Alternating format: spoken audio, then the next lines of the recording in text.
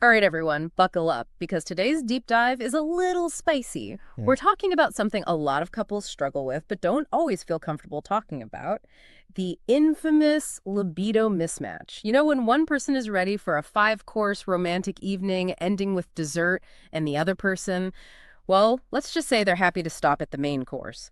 We've got some expert advice for us on how to handle this tricky situation, so let's jump right in. It really is much more common than people realize.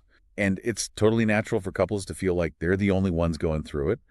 But the good news is that there are definitely ways to work through these differences in a healthy way. So the first thing everyone always says is open and honest communication. But honestly, just saying communicate is about as helpful as telling someone with a head cold to just breathe. What are some actual ways couples can tackle this without it becoming a blame game? Oh, you are so right.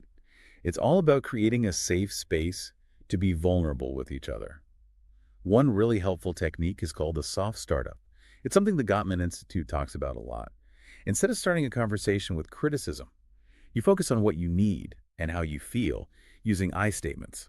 So, like, instead of saying, you never made me feel desired, you could try something like, I've been feeling a little disconnected lately and I miss our intimate time. Maybe we could plan something special this weekend. Okay, that makes a lot of sense. So it's about coming from a place of wanting to connect, not wanting to blame. Exactly. You're on the same team. Remember, you're working together to find a solution.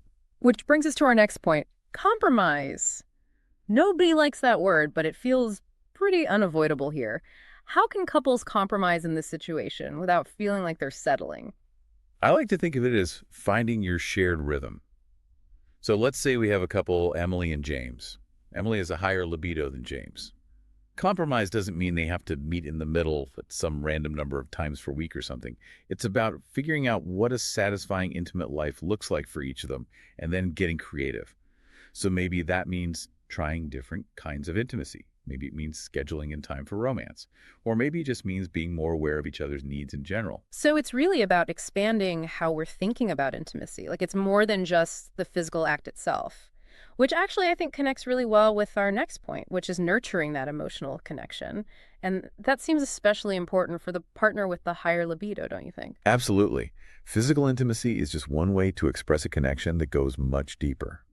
When one person's libido is higher than the other, deepening the emotional bond can actually be really fulfilling for both partners. Spending quality time together, acts of service, words of affirmation, these can all be incredibly intimate and help to close that gap. And it's important to remember that libido isn't just this constant thing. It can change based on all sorts of factors, right? Stress, hormones, what Oh else? yeah, all kinds of life changes. Digs. So like Emily's desire might change throughout her cycle, and James's might go down when he's having a stressful week at work. Understanding those natural ups and downs and giving each other grace through them is so important. Okay, so we've covered a lot of good ground here.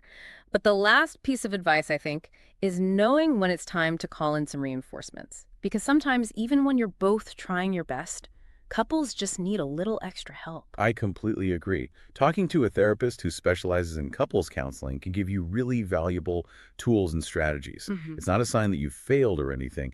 It's a sign that you're committed to understanding each other better and making your relationship stronger. This has been so helpful. So, just to recap, we've talked about open communication using those soft startup techniques, compromise, which means finding that shared rhythm, nurturing your emotional intimacy, remembering that libido fluctuates and isn't always going to be the same, and knowing when to seek professional help. I don't know about you, but my brain is full. Mine too. But the important thing to remember is that every relationship is different. There's no one right answer for everyone. What really matters is that you come to the conversation with empathy and understanding, and a willingness to make each other's needs a priority. You heard it here, folk. So tell us what works for you and your partner. How have you found your own rhythm? Think about that as you navigate this exciting and sometimes challenging part of your relationship. Until next time.